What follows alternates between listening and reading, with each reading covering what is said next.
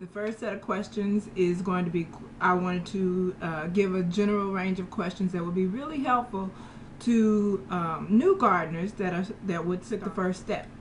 The second set of questions are going to be general questions pertinent to you as a gardener, whether novice or experienced, and some of your habits and experiences during. And the first question is, what piqued your interest and or why did you start?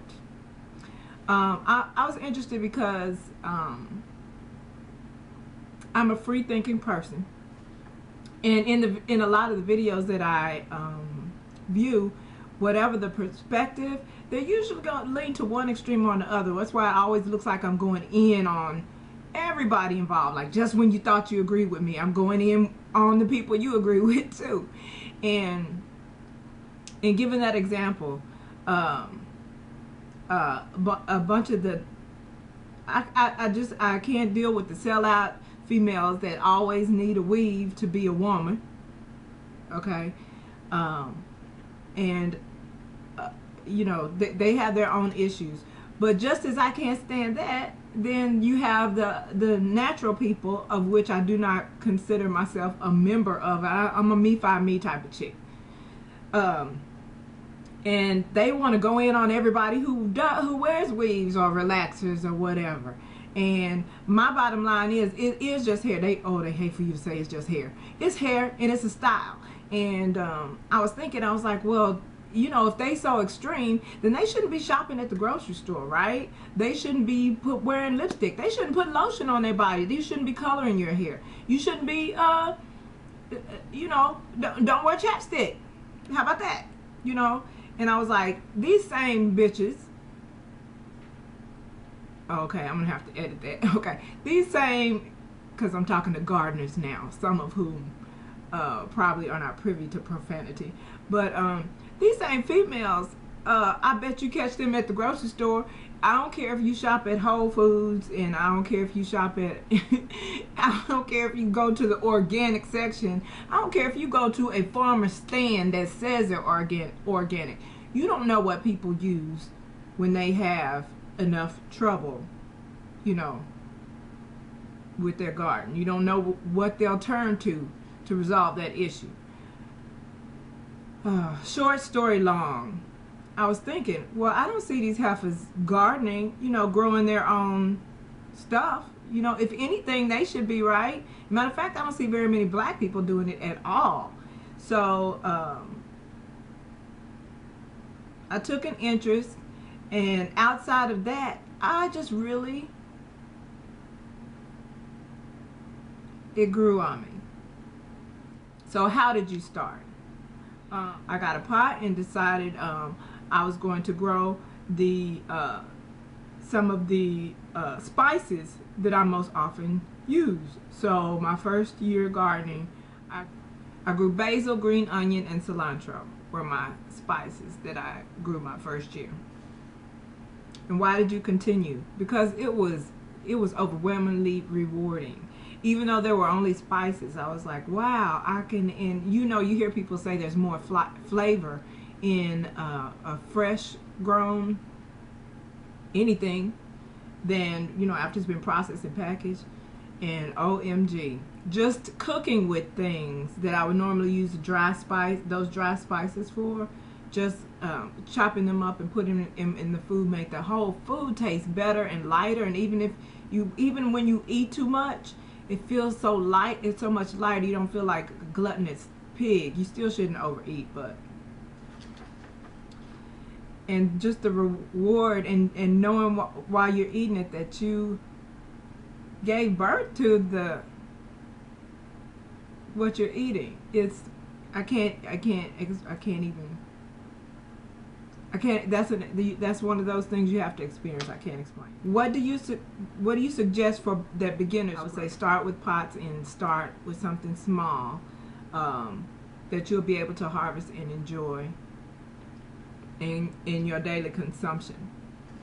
Most valuable lesson regarding soil / watering / fertilizing. Really dark soil that is muddy, it will get too hard. So you need all that. You need potting soil. You need soil, you need breathable soil so the roots can live. It's a huge concern for novices to not want to over or underwater or fertilize and know which needs what, and all that is a learning curve. Clues for problems with soil watering and fertilizing. Use your fingers and test the moisture of your soil. I think it should be like 3 inches. That shouldn't, if it's dry down 2 or 3 inches, it needs watering. But again, your plants are going to eventually develop a relationship. When the leaves kind of, you might water them and then the leaves look sad, not wilted, but they curve down, then you probably overwatered. Fertilizing. Pay attention to the greenness and or yellowing of your leaves in terms of fertilizer. Most valuable lesson regarding insect control. I have a catch-22 with wasps. We have a love-hate thing. I know that they fly around my things because I'm gonna need them to pollinate stuff. But you cannot take ownership or you cannot take position on my territory and build a nest. That's not gonna work out. Everything else will be relative, determining, depending on your ability to bend your rules to remain wholly organic. Most valuable lesson regarding struggling plants. Don't baby them. Do not baby your plants. It's hard, it's easier said than done. You're going to do it.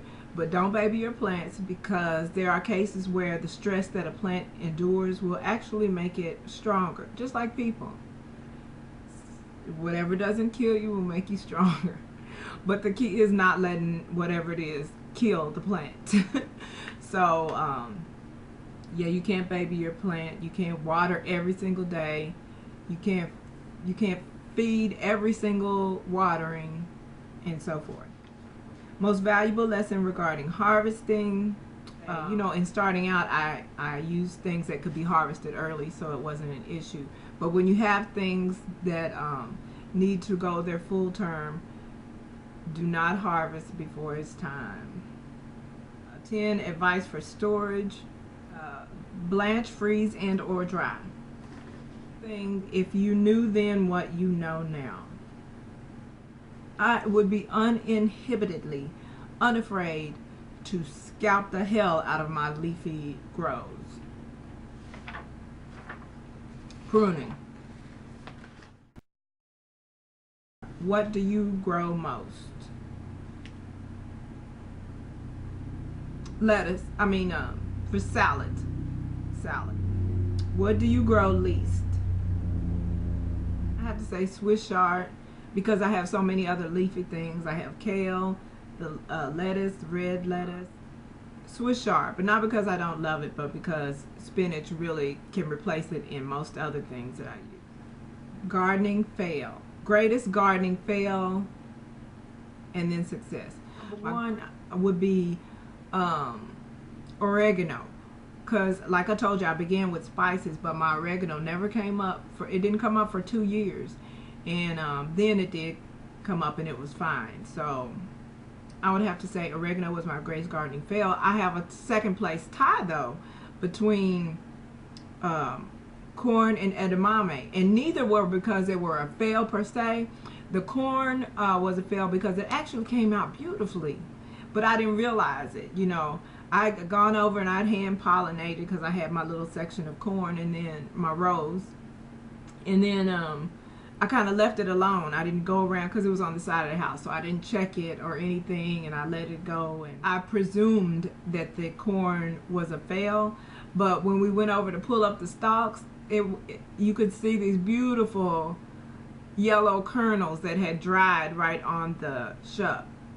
It would have been good corn. But I stopped growing corn anyway because for those big old stalks, it's not worth it just to get a couple of ears off of a big stalk that takes up so much room. The other one was the edamame. And the edamame, that also grew well. But it attracted almost those Japanese beetles. It was a fierce battle. It was a fierce battle with those Japanese beetles. What will you grow differently this year from last year? The Tickle Me plant, and it's a plant that actually it moves when you touch it. Look it up, Tickle Me plant. Oh, and a microtom. A microtom is a small tomato that most people grow, I guess, in their homes in a small pot. They only get like 4 inches high, but has a big bunch of tomatoes on it. And I'm going to see how that works out, because if the taste is good, I'm going to grow those during the winter so that I can have tomatoes in the winter. It's really cute. It's a little bitty tomato plant. Oh, and also something I'm going to do differently this year is okra for my sister. My sister loves okra, and so I'm going to be growing those this season.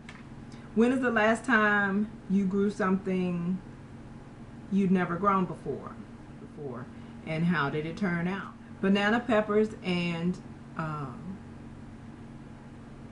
jalapenos, and it turned out really good. And banana peppers, I wasn't sure what to do with it, because I like banana peppers in my salad, you know, like they have at the salad bar, but I don't know how to pickle them like that. So I tried, and the pickling was a fail, but I did have a recipe for like some fried banana peppers that tasted okay, so we had some of those. And the jalapenos, you guys saw the video for the jalapenos that Creaky made. The most unusual thing you've ever grown? Edamame, and that's just because no one in my geographical area. Matter of fact, it might not be just my area. When I look on YouTube, I never even saw a bunch of videos on edamame. So I'll say edamame. And my oddest harvest stalks, one of the corn cobs looked like it had herpes. I hope I find that picture to stick it in here. It was bad. I didn't touch it. I let Creaky chop it down. He didn't touch it. He chopped it down and got gloves and put it in a bag. And you think I'm exaggerating? It looked like herpes. It looks like. So I heard. I don't know. Secret regimen for greatest productivity. Pruning. Scalp it. Don't be a. Well, I can tell you that you'll still be uncomfortable, but once you get past being uncomfortable pruning your plants, you'll be quick to scalp those bad boys. And that goes into number 10. The most helpful gardening advice ever given to me was pruning them back.